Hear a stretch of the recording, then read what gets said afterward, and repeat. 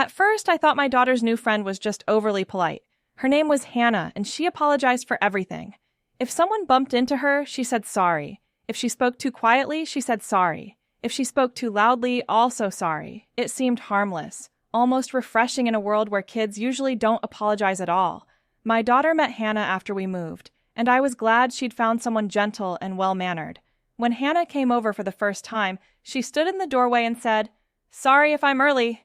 Then she took 2 steps inside and said, "Sorry if I'm late." I laughed, thinking she was joking. She wasn't.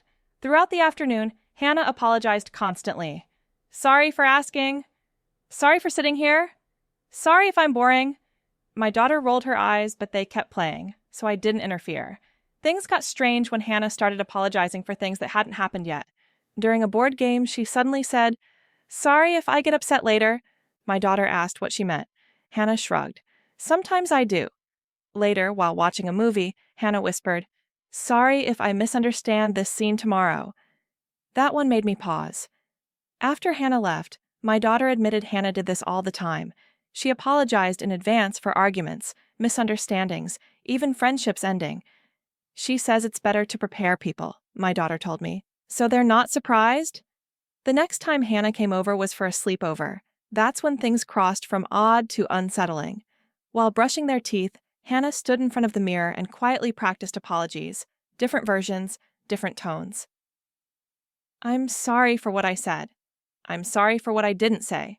I'm sorry you took it that way." My daughter asked who she was talking to. Hannah replied, "You, eventually." That night, my daughter couldn't sleep. She said Hannah kept apologizing for things she might do in the future. "Sorry if I hurt you. Sorry if I disappoint you. Sorry if we stop being friends." It felt less like politeness and more like a rehearsal for failure. The next morning, Hannah apologized for ruining the sleepover, even though nothing bad had happened. When I later brought it up gently with Hannah's mother, she smiled tiredly and said, "Hannah doesn't like unresolved futures." That sentence stuck with me. A week later, my daughter told me Hannah had started doing this at school too, apologizing to kids for conflicts that hadn't happened, telling teachers she was sorry in advance. Some kids found it funny. Some found it uncomfortable.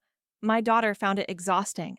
When I told Hannah's mom that my daughter needed space, she nodded like she expected it. "She gets ahead of things," she said. "I get ahead of things too. That's why my daughter no longer feels responsible for someone else's future regrets.